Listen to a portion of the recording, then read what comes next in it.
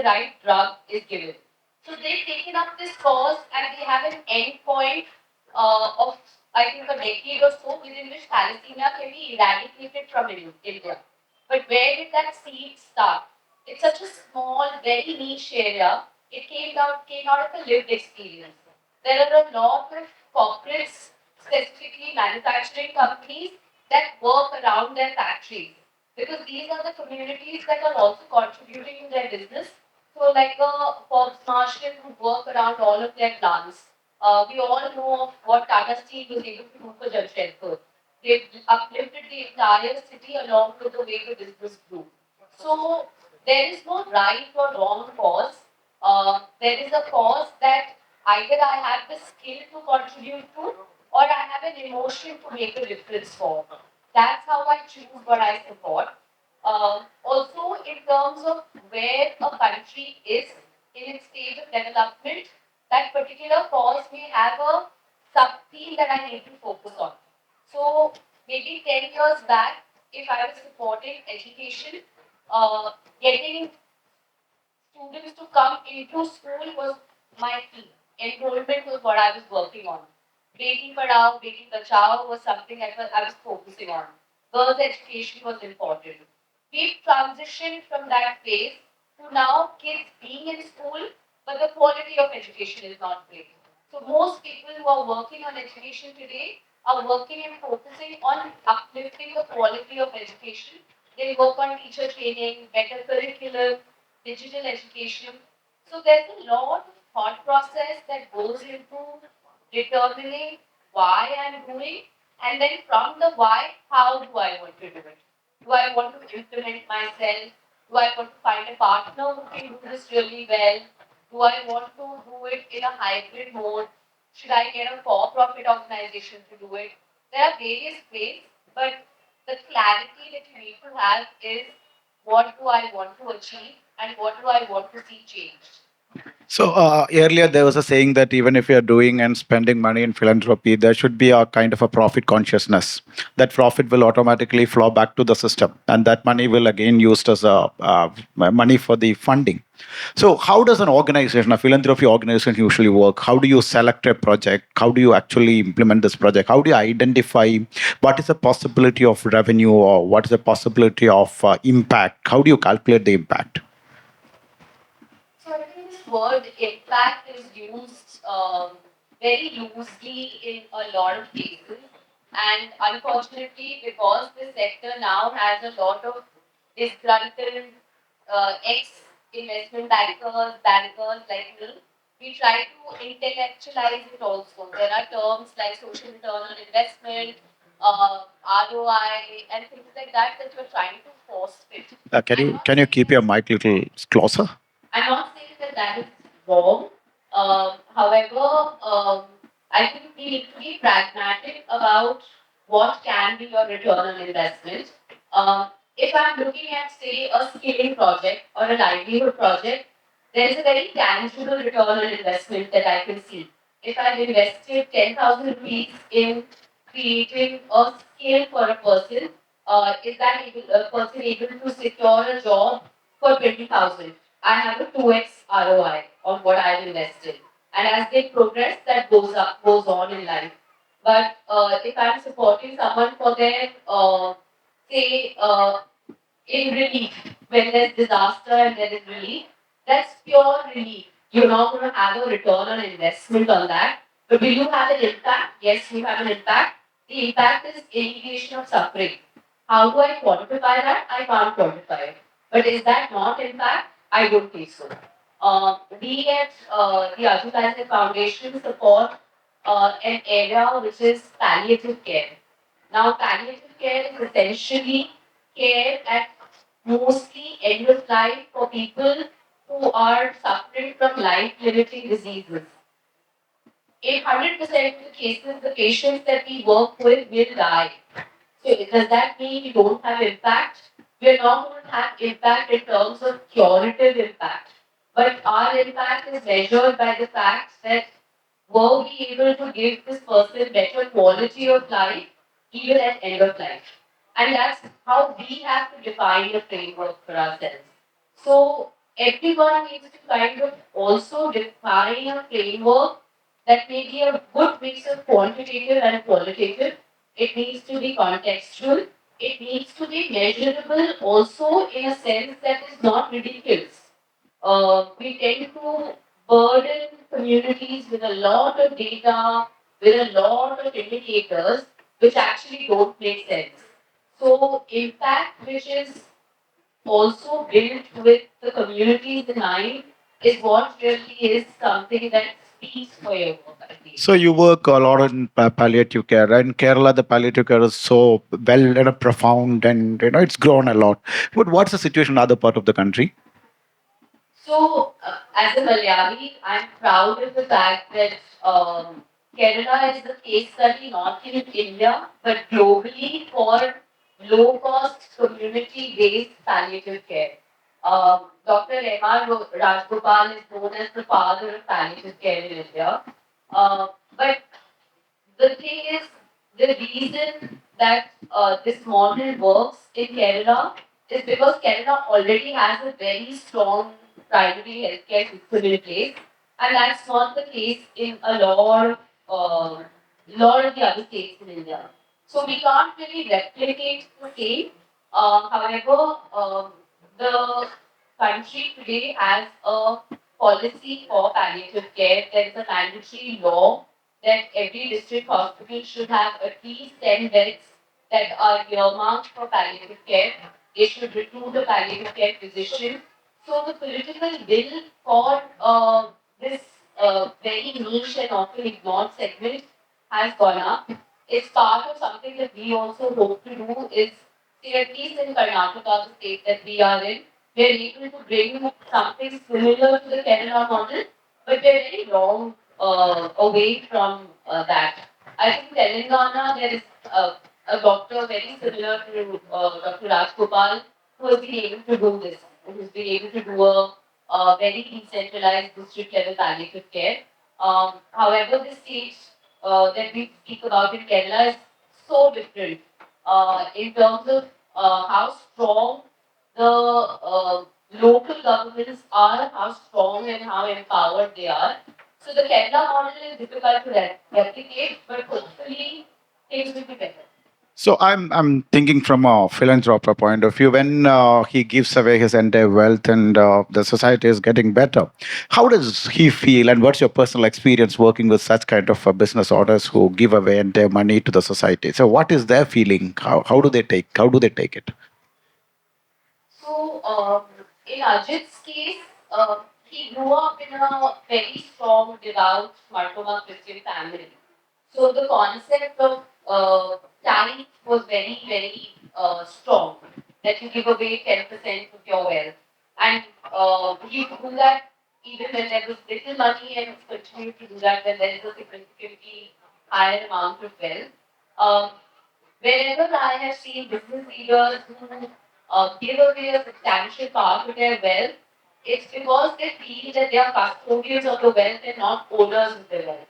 So they believe that they have a responsibility to the society that helped them build this kind of wealth to ensure that the society is uplifted as they grow in life. Um, I think Azim Premji is probably someone who gives away the most amount of money. One of the top givers in the country. They do around 1,200 crores in philanthropic capital every year. But as an organization, they have a philosophy that they will not put their name anywhere. So it's not the idea of creating legacy. It's not the idea of seeing their brand anywhere. It's just the idea that they have the responsibility to give what they don't need. Um, I don't know whether anyone's heard about the Giving Pledge. Warren Buffett has committed to give away 99% of his wealth in his lifetime. For most people who are in the stock markets, that's unthinkable because you're really thinking about creating more wealth. But for him, it's not about hoarding, it's about giving so that he can make sure that money can multiply in other people's lives. So it's this non-emotional relationship with money where money is not the driving force for them anyway. that when they have enough, they're very easily able to give away. Yeah, there is one final question before we open for the audience.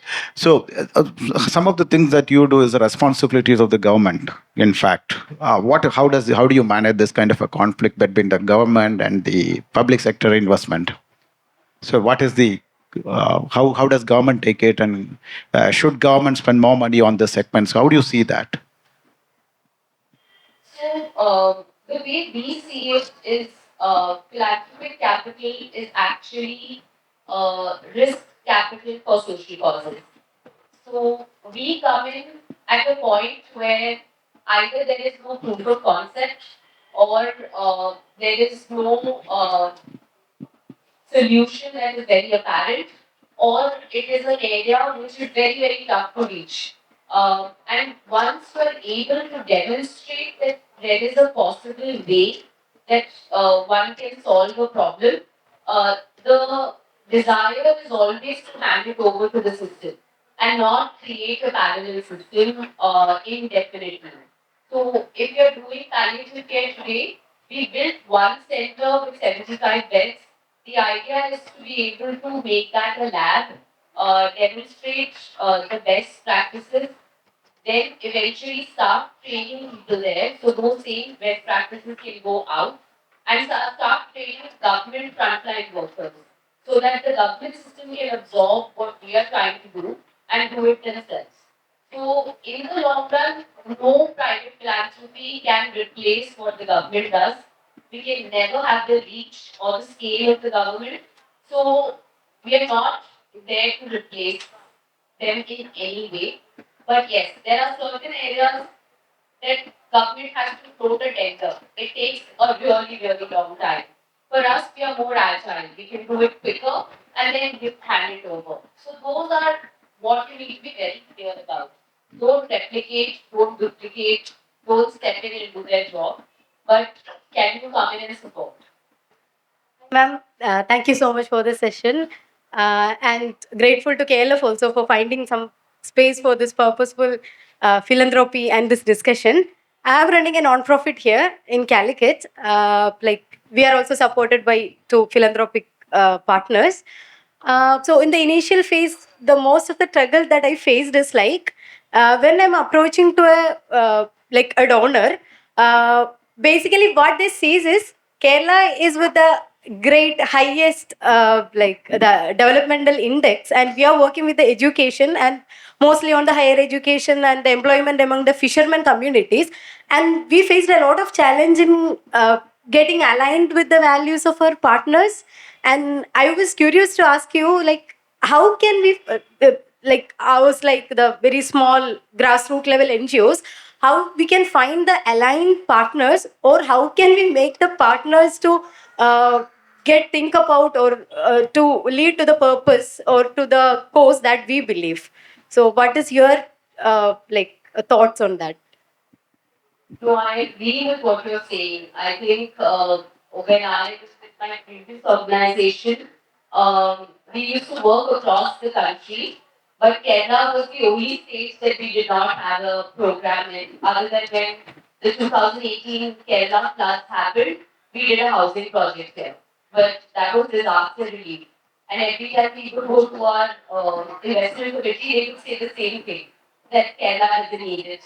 Why should we do it in Kerala?